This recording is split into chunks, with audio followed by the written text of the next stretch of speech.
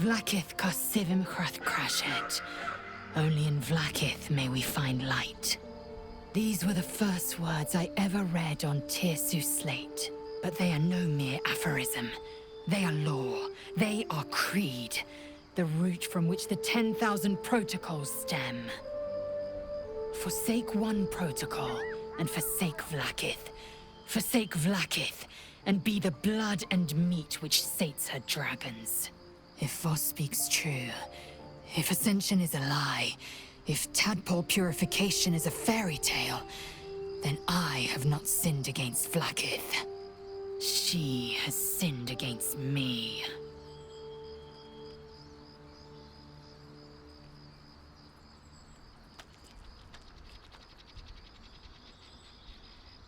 Ascension is a young Githyanki's greatest honor. Long ago, the Geich enslaved my people. They dominated our minds and bred us for war, until Great Mother Gith took a hammer to our bonds. From the day of our hatching, young Gith have one purpose: to train hard enough to slay a Geich and take its head. Then, we speak the rite of Ascension, and a red dragon comes to fly us to Vlakith, in Tunarath, City of Death. We are honored with an eternal home in the Astral, celebrated for our victory. We are ascended. Or so I believed.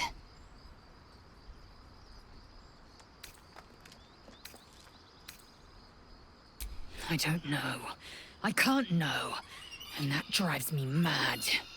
At first, I thought them an illithid deception, a trick of the tadpole. But the dream figure is real. It lives in the prism. Voss believes they are the seed of Vlakith's demise and the agent of Githyanki freedom.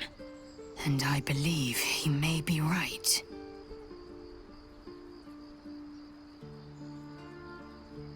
I'd never thought Vlakith a tyrant, or me as a vassal.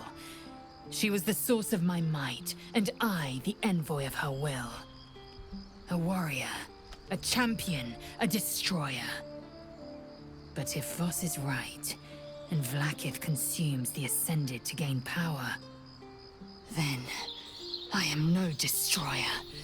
I am mere livestock, bred to be harvested and devoured.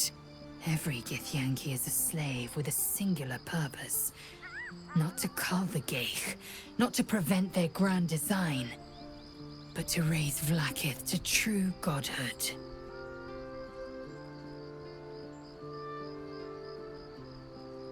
Then, when the Kithraki come for me, and come they will, I will submit to their blades. They would feed me to their dragons, and I would deserve no better.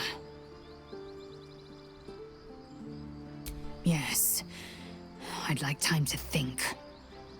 We'll meet Kithrak Voss at Sheres's Caress in Baldur's Gate.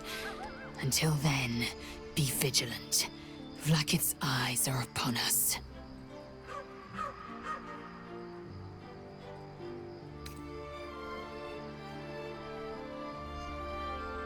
My own Savage would never have threatened a youngling.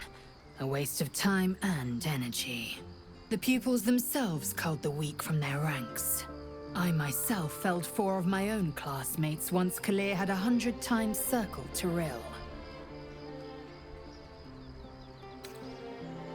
Survival.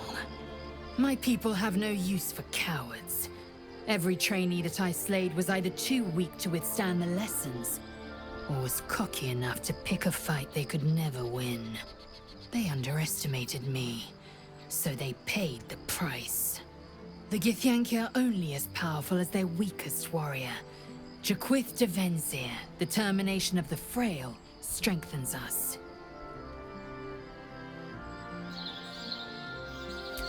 Kalir's clutch held 3 dozen eggs, more or less, though I've learned of Crèches that harbored 100.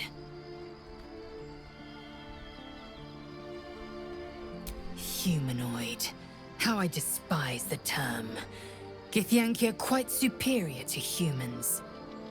Our biology slates state that Githyanki came to lay eggs after we escaped illithid enslavement and took to the astral plane. It's an asexual process, a favorable change by any estimation. creation. Hideous to imagine a life where I couldn't partake in the pleasures of sex without the looming threat of bearing children.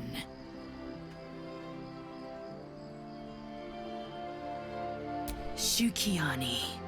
Githyanki chosen by Vlaakith herself to bear young. The Queen assigns when and where they must lay, and how many eggs they must bear. The Shukiani pass their eggs in the material plane. In the astral, time barely passes. It is a meticulous process, carefully timed so that the eggs hatch at once.